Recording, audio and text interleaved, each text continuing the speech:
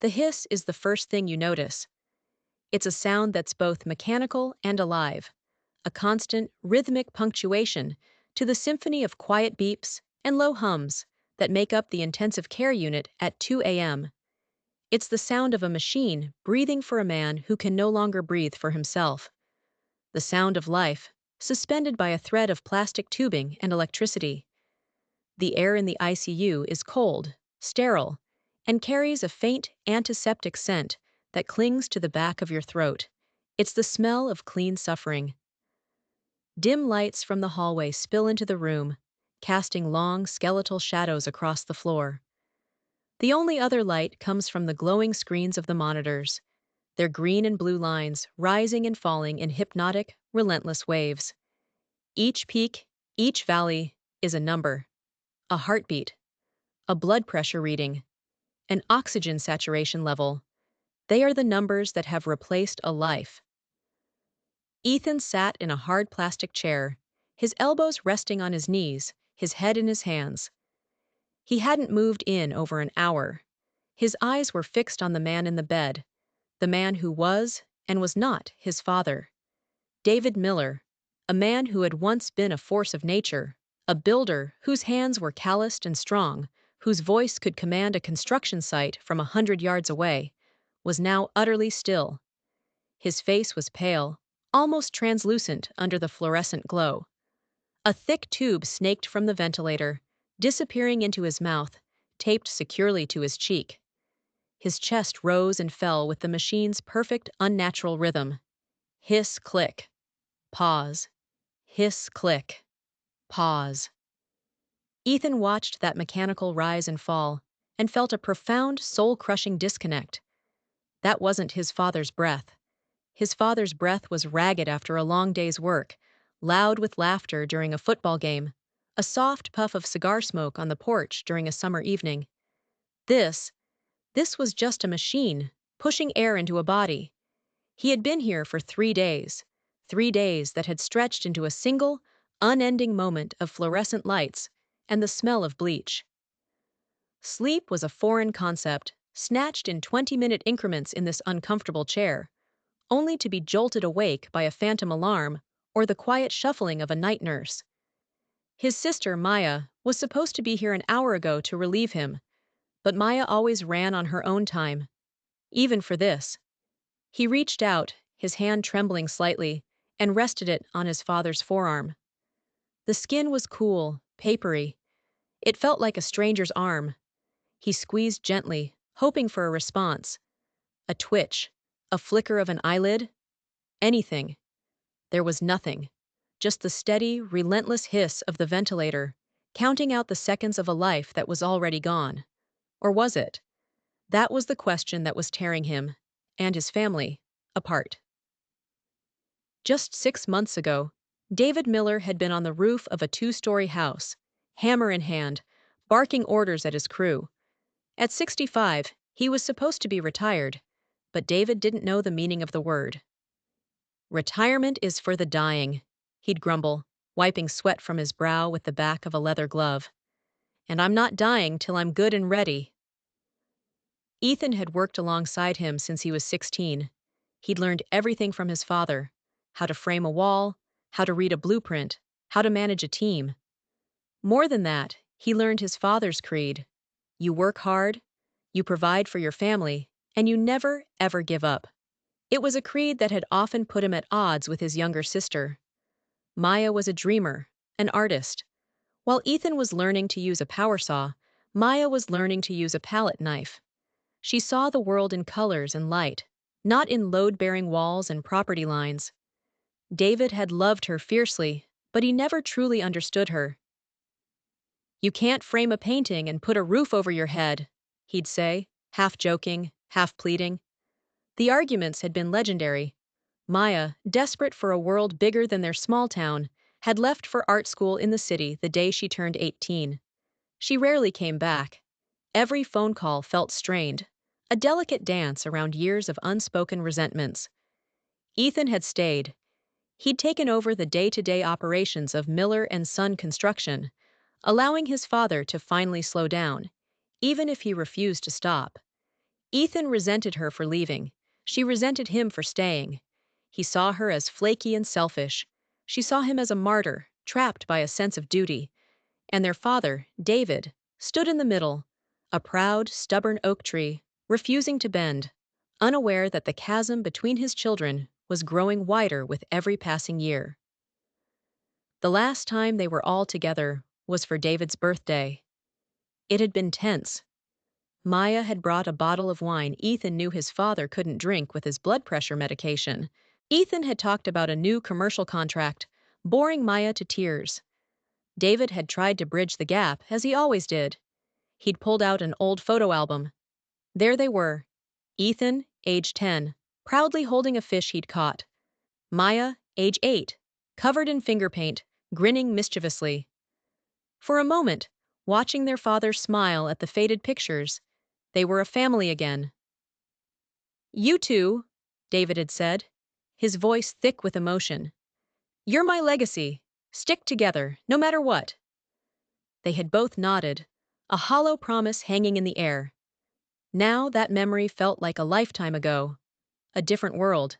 A world where fathers didn't have massive, unexpected strokes in the middle of the night. A world where they didn't lie silent in a hospital bed, kept alive by a machine. A world where brothers and sisters didn't have to decide whether to let their own father die. The family meeting was held in a sterile, windowless conference room that smelled of stale coffee and anxiety. Dr. Eris Thorne, a man with tired eyes and a calm, measured demeanor, stood at the head of the table. He clipped a series of brain scans onto a light box. They were dark, shadowy images, with only a few faint flickers of color. "This is what we're looking at," Dr. Thorne said, his voice gentle but firm. The stroke was catastrophic. It caused severe damage to the brainstem, the part that controls all autonomic functions: breathing, heartbeat, consciousness. Ethan stared at the scans, trying to make sense of the abstract shapes. That was his father's brain, the brain that held memories of his first steps, that taught him how to ride a bike, that held all the love and anger and pride of a lifetime. Now it was just dark. "What you see here," the doctor continued, pointing to the faint spots of light, "is minimal, reflexive activity. It's not indicative of thought or awareness. In my professional opinion, there is no chance of a meaningful recovery." The words hung in the air, heavy and suffocating. "So, what are you saying?" Ethan asked, his voice cracking. "That we should just give up?" "I'm saying we have to discuss what a meaningful recovery means to you," Dr. Thorne corrected softly. "And what your father would have wanted. He is currently being kept alive by the ventilator and a feeding tube. He could be maintained this way for a long time. Weeks, months, maybe longer." "But he wouldn't be living," Maya said, her voice barely a whisper. She was sitting across from Ethan, her arms wrapped around herself as if she were freezing. "He would be existing, trapped." Ethan's aunt, Carol, David's younger sister, wrung her hands. "But miracles happen, don't they, doctor? I read a story just the other day about a woman who woke up after 10 years in a coma." Dr. Thorne gave a sad, patient smile. "The stories you read about are usually the 1 in a million exceptions, Carol, and they rarely involve this level of brainstem damage. We have to be realistic." "Realistic?" Ethan shot back, his anger flaring. "My father is in that room, fighting. He's a fighter. He never gave up on anything in his life. And you're asking us to give up on him after 3 days?" "Ethan, this isn't fighting," Maya said, her eyes welling with tears. "Look at him. He's not there. Dad would have hated this. He was so proud, so independent. He would never want to be kept alive like a machine." "You don't know that," Ethan snapped, slamming his hand on the table. "You haven't been here. You have no idea what he would want, because you haven't been around for 10 years. The accusation struck home. Maya flinched as if he'd slapped her. "That's not fair." "Isn't it?" "Please," Carol whimpered. "Please don't fight. Not now." Dr. Thorne held up a hand. "The decision doesn't have to be made this second. But it is a conversation we must have. The most important thing is to try and honor what David himself would have chosen. But nobody knew. David was a man of action, not words. He never talked about death. He never talked about getting old or sick. To him, such things were a sign of weakness. They were at an impasse, a family divided by grief, guilt, and a lifetime of unspoken words, now faced with the most impossible of choices. And they had absolutely no idea what to do. The search began as a practical matter. They needed David's insurance information, the deed to the house, the kind of grim paperwork that follows a tragedy.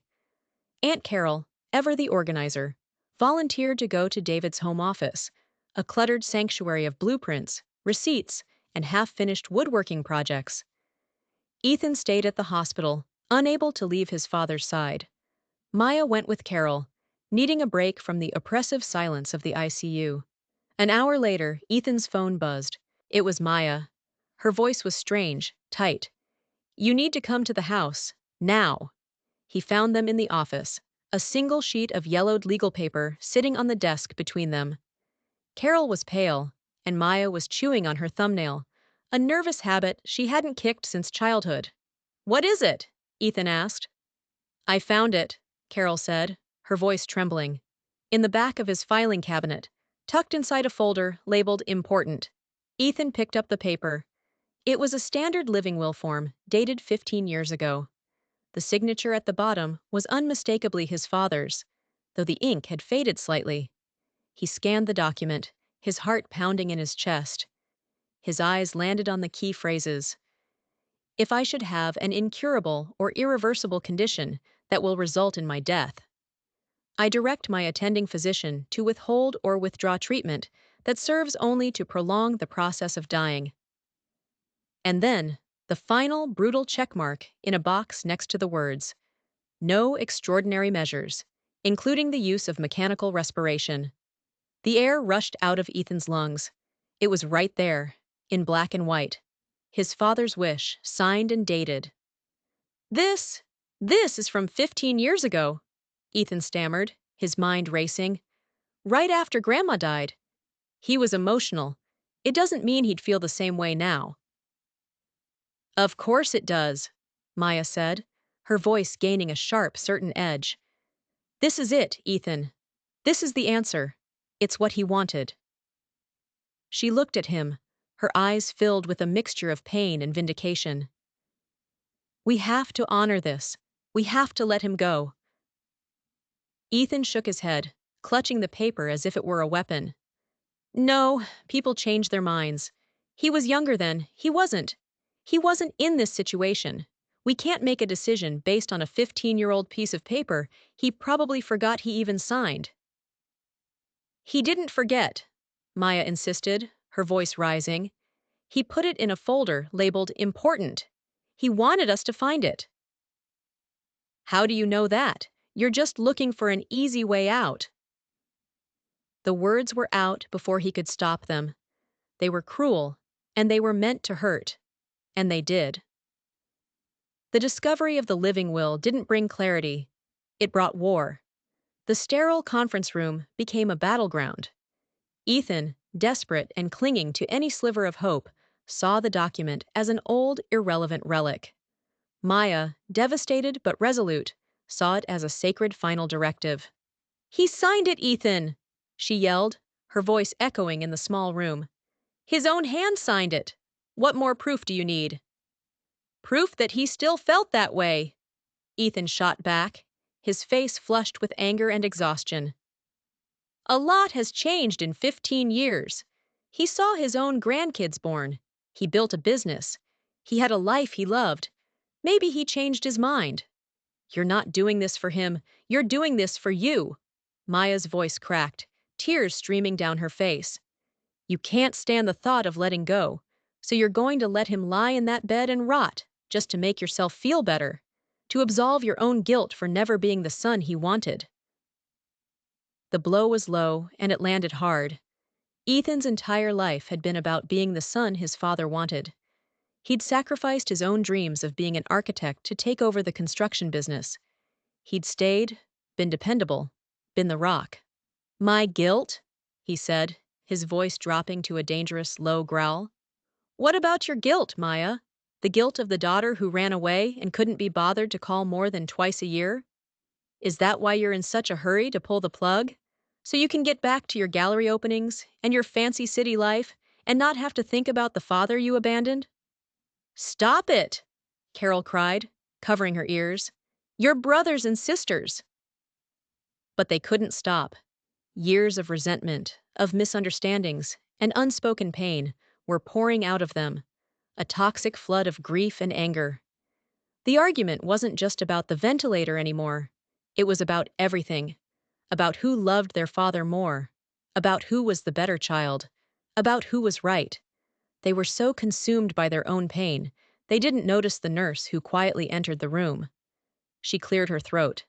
Excuse me, Dr. Thorne sent me. There's been a change. The fighting stopped instantly. A thick, terrified silence fell over the room. What is it? Ethan asked, his heart seizing in his chest. What's wrong? It's not wrong, the nurse said, a small, cautious smile on her face. It might be something good. You should come. They rushed back to the ICU, their bitter argument forgotten, replaced by a new, terrifying emotion. Hope. They stood huddled around the bed, barely daring to breathe. The nurse, a kind woman named Sarah, pointed to David's right hand. Just a few minutes ago, she said, keeping her voice low. I was adjusting his pillow, and I saw it. His fingers. They squeezed. Just for a second. Ethan's eyes were glued to his father's hand. It lay still on the white sheet, looking as lifeless as it had for the past 3 days. Are you sure? He whispered. It wasn't just a spasm? A reflex? It felt different, Sarah said. And look at his vitals. She gestured to the monitor. His heart rate is up by a few beats per minute. It happened right after the movement. It was a tiny change, statistically insignificant perhaps. But to Ethan, it was a shout. It was a sign. His father was still in there. He was fighting. He was hearing them. Dad? Ethan said, his voice thick. He took his father's hand in both of his. It still felt cool, but maybe, just maybe, there was a warmth he hadn't noticed before. Dad, it's Ethan. Can you hear me? If you can hear me, squeeze my hand. He waited. The only sound was the hiss-click of the ventilator and the frantic pounding of his own heart. The green lines on the monitor wavered, but held steady. 1 second, 2, 5, 10. Nothing. Maya let out a shaky breath, a sound of pure disappointment. Ethan! Just wait, he insisted, his grip tightening. Dad, please, we're all here. Maya's here. Just give us a sign. Anything.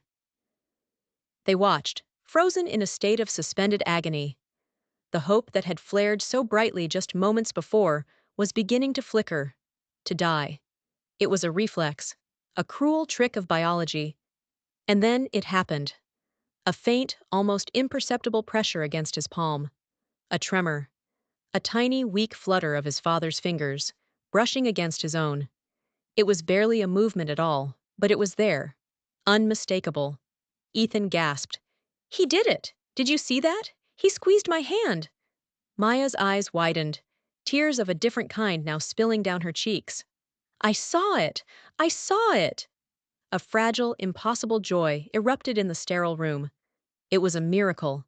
A tiny, fluttering miracle that changed everything. The living will, the arguments, the despair. It all vanished. Their father was still with them, and he was fighting his way back. Dr. Eris Thorne stood in the doorway, observing the scene with a heavy heart. He had seen this before. He called it the ICU mirage. A family, desperate for any sign of life, clinging to the smallest of neurological reflexes as proof of a comeback that was never going to happen. He had run the tests again after the nurse called him. An EEG to measure brainwave activity, a sensory stimulation test. The results were the same. No change in the higher-level brain function. The damage was as profound and as permanent as it had been on day one. The finger movement was likely a spinal reflex, a random misfiring of nerves that meant nothing. The slight elevation in heart rate could be caused by a dozen different things. He knew this, medically, but looking at the faces of Ethan and Maya, alight with a hope he hadn't seen since this ordeal began, he felt a deep professional conflict. His job was to present the facts, to manage expectations, to guide them through this impossible process with objective medical truth. But his humanity ached for them. Who was he to extinguish this one, precious spark of light in their darkest hour? Legally, the old living will gave him a clear path, if the family agreed. Ethically, his duty was to prevent unnecessary suffering and honor patient autonomy. But the family was now united, for the first time, in their belief that David was improving. To press the issue now would feel cruel, almost monstrous. He stepped into the room, his face a careful mask of professional neutrality. "I hear there was some movement," he said gently. "He squeezed my hand, doctor," Ethan said, his voice brimming with excitement. "He's waking up. I know it." Dr. Thorne pulled up a stool, his posture betraying his exhaustion. "Ethan, I understand your hope. I truly do. But we have to be very careful. Sometimes, in these situations, the body can produce involuntary movements, reflexes that don't originate from the conscious brain." The light in Ethan's eyes dimmed, but the nurse said his heart rate went up. "It did," Dr. Thorne conceded. "But that's not a definitive sign of awareness. I've reviewed the latest tests, and I'm afraid there's been no fundamental change in his neurological condition." He was trying to let them down gently, to temper their hope with realism. But he could see the walls going back up in Ethan's eyes, the defensiveness returning. "So you're saying it was nothing," Ethan said, his voice flat. "I'm saying we shouldn't get ahead of ourselves," Dr. Thorne replied. "We'll continue to monitor him closely, of course. We'll wait and see." He left them with that small, carefully chosen platitude. It was a holding pattern, a delay. He was giving them a little more time, time to hope, time to be together. And, he feared, time for that fragile hope to be inevitably, brutally crushed. It was a decision that would weigh on him for the rest of the night. The flicker of hope, however fragile, transformed the atmosphere in the room. The bitter arguments gave way to a hushed, collaborative vigil. Ethan and Maya sat on opposite sides of the bed, no longer adversaries, but partners in prayer. They talked to their father constantly. They told him stories from their childhood. Ethan recounted the time David had taught him how to pitch a baseball, his voice thick with nostalgia. Maya described the colors of the sunset from her apartment window, painting a picture for him with her words. They held his hands. They read him the sports section. They played his favorite old Motown songs softly on a phone. They were a family again, united by a shared, desperate belief in a miracle. For 2 days, they existed in this bubble of fragile optimism. Every slight twitch of a muscle, every fluctuation on the monitor, was analyzed and celebrated as a sign of progress. The nurses, seeing their unity, were kind and encouraging, even if their eyes held a professional sadness.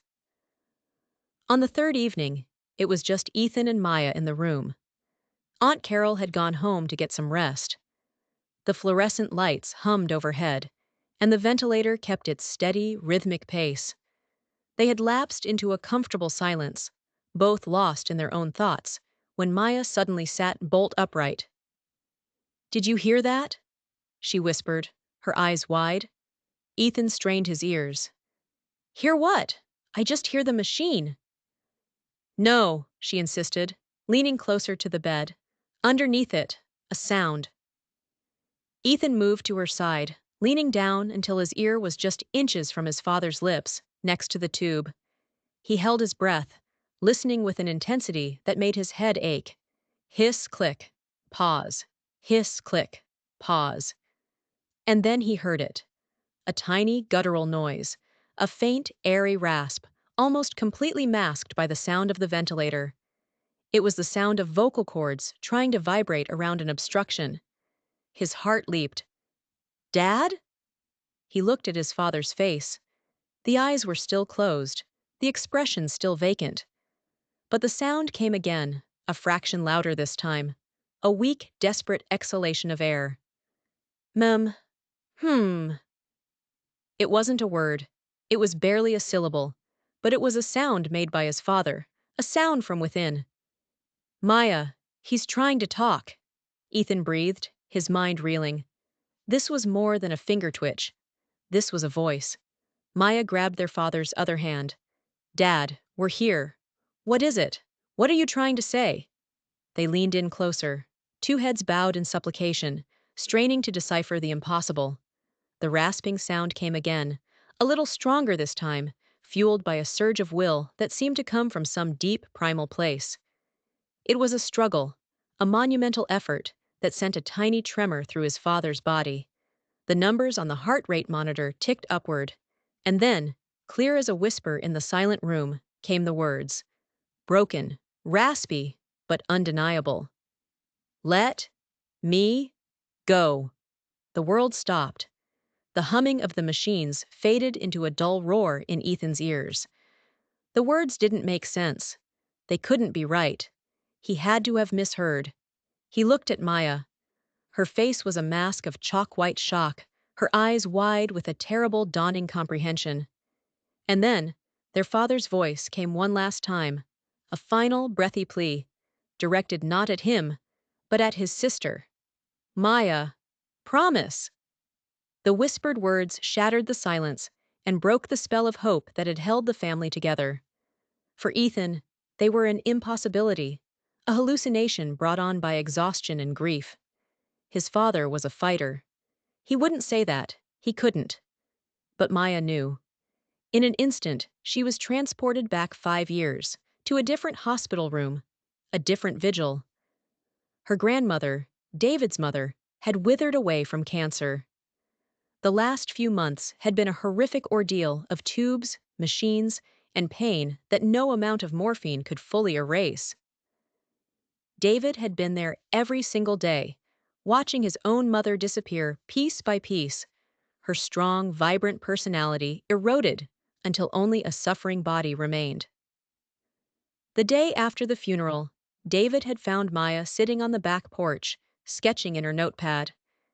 He sat down beside her, a rare quietness about him. He looked older than she had ever seen him, the lines around his eyes etched deeper by grief. I never want that, he'd said, his voice low and gravelly. What happened to her? Lying there, not really there, a prisoner in her own body. That's not living, Maya. It's an insult to the life you had. Maya had just nodded, unsure what to say. Your brother, David had continued, staring out at the yard he had spent a lifetime tending. Ethan's a good boy, a rock, but he's like me. He sees a problem, he wants to fix it. He won't ever want to let go. He'll see it as giving up. He had turned then and looked directly at her, his eyes locking with hers with a desperate intensity. But you're different, baby girl. You see the whole picture, the light and the shadow. You understand that some things can't be fixed, that sometimes letting go is the bravest thing you can do. He had reached out and taken her hand, his own calloused and warm. If anything like that ever happens to me, he'd said, his voice dropping to a near whisper, if I'm ever just a body in a bed, hooked up to a machine, you have to be the strong one. You have to make them stop. Promise me, Maya.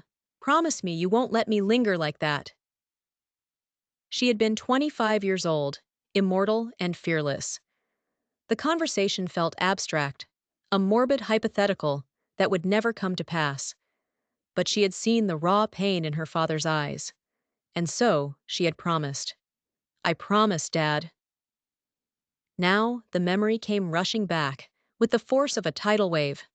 The whisper in the ICU wasn't a random utterance. It was a calling in of a debt, a sacred vow made between a father and his daughter. He hadn't asked Ethan, the rock, the one who would never give up. He had asked her, because he knew she was the only one who could. The next hour was a blur of motion and heart-wrenching stillness. Maya, her face streaked with tears, but her expression, now one of grim certainty, explained the promise to Ethan and a hastily summoned Dr. Thorne. Ethan listened, his world crumbling around him. The story fit. It made a terrible, perfect sense. His father's pragmatism, his fear of helplessness, his understanding of his own children's natures. The whispered words weren't a sign of confusion. They were a moment of pure, terrifying clarity. His father wasn't fighting to come back. He had been fighting for just long enough to say goodbye. The choice was no longer theirs to make. It had been made for them, whispered from the man at the center of their pain. The debate was over. Dr. Thorne listened patiently, his tired eyes filled with a deep, sorrowful empathy. He asked Maya a few gentle questions, confirming her certainty. He looked at Ethan, who could only nod, his throat too tight to speak. "All right," Dr. Thorne said softly. "The hospital chaplain is available, if you'd like. We can give you some time to sit with him, to say your goodbyes. When you are ready, you just let Nurse Sarah know. There's no rush." The countdown had begun. They called Aunt Carol, who arrived in a flurry of tears and disbelief. But even she fell silent when Maya recounted the promise. The fight was gone from the family, replaced by a heavy, unified grief. They gathered around the bed, a final, solemn vigil. The fluorescent lights seemed dimmer, the beeps of the machines softer. The world had shrunk to the four walls of this room. One by one, they took their turn to say goodbye.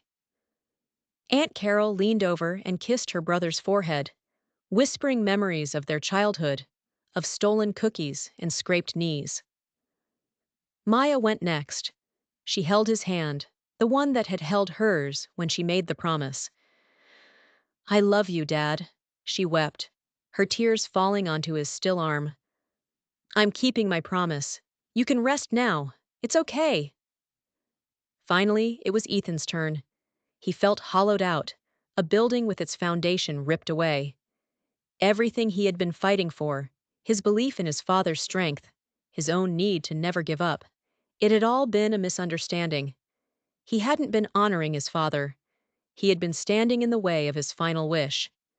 He leaned his head against the guardrail of the bed, his forehead touching his father's hand.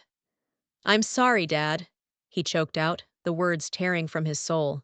"I'm so sorry. I didn't understand. I just didn't want to lose you." He squeezed his father's hand one last time. "You were the best man I ever knew. I love you." He stood up, took a deep, shuddering breath, and looked at Maya. He nodded. It was time. The process is called terminal extubation. It's a gentle, dignified procedure, but the name does little to soften the brutal reality of it. Nurse Sarah came in, her movements slow and deliberate. She dimmed the lights further, creating a soft, twilight atmosphere in the room. She explained every step she was taking in a low, calming voice. "I'm going to turn off the alarms on the monitors now," she said, "so it will be quiet." With a few taps on the screen, the rhythmic beeping that had been the soundtrack to their lives for days stopped. The silence it left behind was vast and terrifying. Next, she administered a dose of morphine through his IV line. "This is to ensure there is no discomfort," she explained. "No air hunger. It will let him relax and pass peacefully." Ethan, Maya, and Carol stood together, their arms linked, a small, trembling fortress of grief. They watched as Sarah carefully began to loosen the tape holding the breathing tube to their father's cheek. And then, with a final, quiet instruction for them to hold his hands, she reached over and switched off the ventilator. The hiss click stopped. For the first time in nearly a week, the room was filled with an absolute, profound silence. The only sound was the sound of their own ragged breathing. Sarah gently and quickly slid the tube from their father's throat. It was a swift, merciful movement. She covered his mouth with a clean cloth. David Miller was breathing on his own. His chest rose, a shallow, stuttering movement. A gasp. A pause that stretched for an eternity. Then another, weaker breath. His body, so long supported by the machine, was now performing its last fading duty. They watched, mesmerized and heartbroken, as the life force ebbed from the man they loved. His breathing became slower, the pauses between each breath longer. The faint color that the oxygenated blood had provided his skin began to fade, leaving behind a pale, waxy stillness. Ethan held his father's hand, feeling the last vestiges of warmth slip away. Maya laid her head on his chest, listening to the final faint beats of his heart, each one slower than the last. It took 7 minutes. 7 minutes of suspended time, where every second was a lifetime. And then, there was a final soft exhalation. A sigh. And then, nothing. The shallow rise and fall of his chest ceased. The line on the heart monitor, its alarm silenced, flattened into a single, unwavering horizon. The silence that followed was different. It was no longer just the absence of machine noise. It was the absence of a person, a presence, a life. David Miller was gone. In the stillness of the room, the weight of what had just happened settled upon them. It was a physical thing, pressing down on their shoulders, stealing the air from their lungs. The farewell had been said, the promise kept.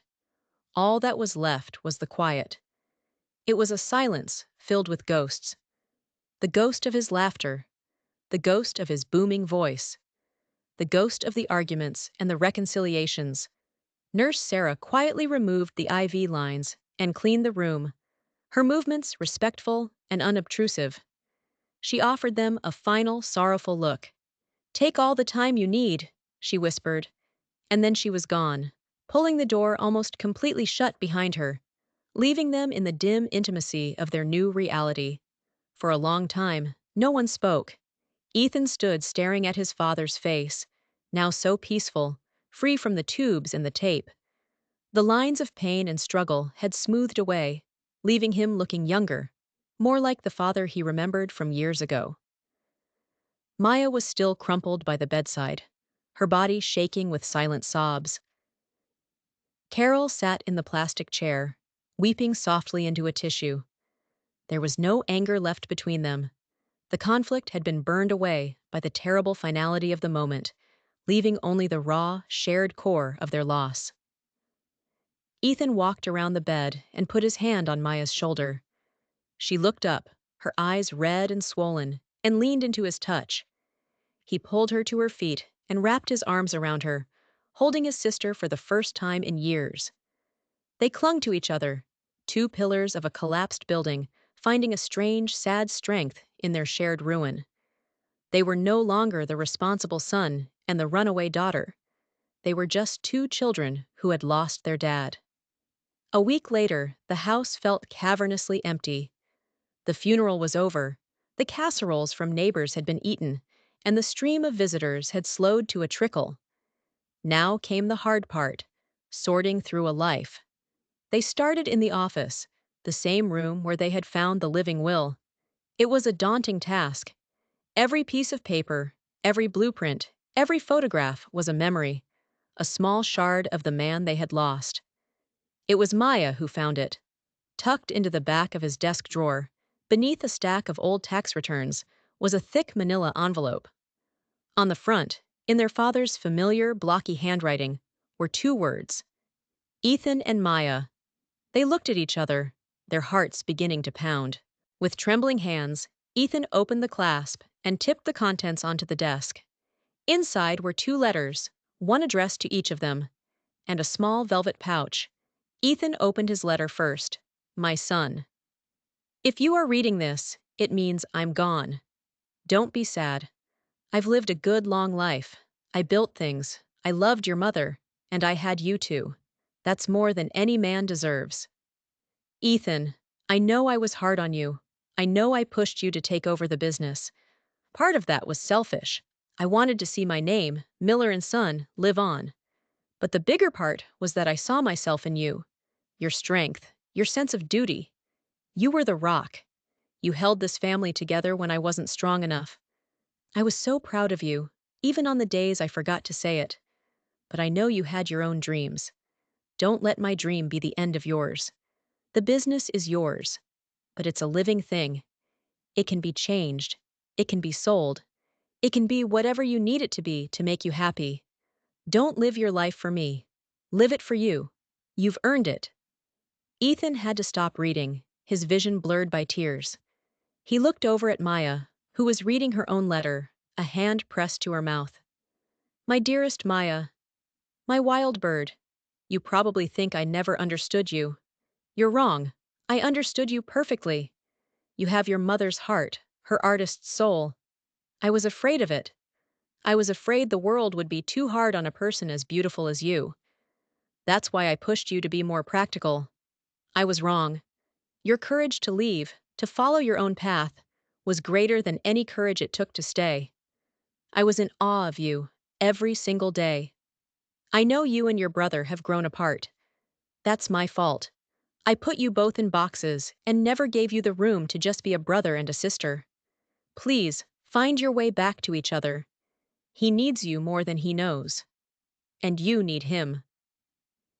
Ethan slid the small velvet pouch across the desk to her. Maya opened it. Inside was an old ornate key.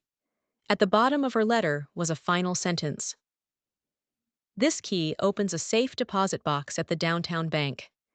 I was never very good at telling you how much I believed in your art, so I tried to show you instead. Go build your own legacy. It was a confession, a final act of guidance, and a plea. It was the conversation he had never been able to have with them in life.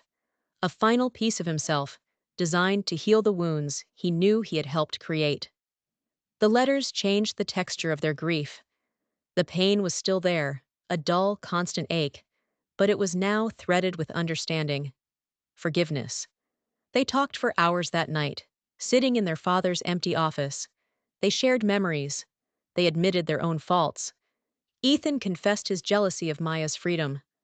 Maya admitted her own guilt and insecurity over feeling like a disappointment.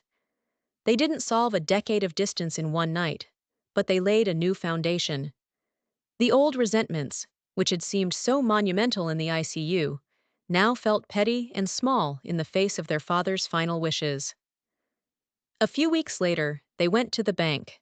The safe deposit box contained bank bonds and a note. For your first gallery, Maya, knock 'em dead. It was a small fortune, saved up over decades, a quiet testament to a belief he had never spoken aloud. They also made a decision about the business. Ethan, feeling the weight of his father's permission, decided to promote his foreman to run the day-to-day operations. He enrolled in an online architecture program, the dream he had shelved 20 years earlier. He wasn't selling his father's legacy, he was building on it, just as his father had wanted. They started a new tradition. Every Sunday, they had a video call. No agenda, no strained conversation. They just talked about their week, their dreams, their fears. They were finally learning how to be a brother and a sister again. They were healing. Slowly. Together. They understood now that the terrible decision at the hospital hadn't been about life or death. It had been about love. The fierce, complicated, and enduring love of a father who, even at the very end, had only wanted his children to be okay, to be happy, and to find their way back to each other. The end of a life is always a tragedy, but sometimes, within that ending, there is a lesson. For the Miller family, it was a brutal, heartbreaking education in communication, forgiveness, and the true meaning of a last wish. Their father's final, whispered words weren't a surrender. They were a gift that forced them to stop fighting each other and start listening, not just to him, but to themselves. The rawest moments of grief often reveal the deepest truths about a family. And the most difficult conversations we avoid in life are often the ones that matter most. What conversations are you putting off? And what do you think you would do in their place?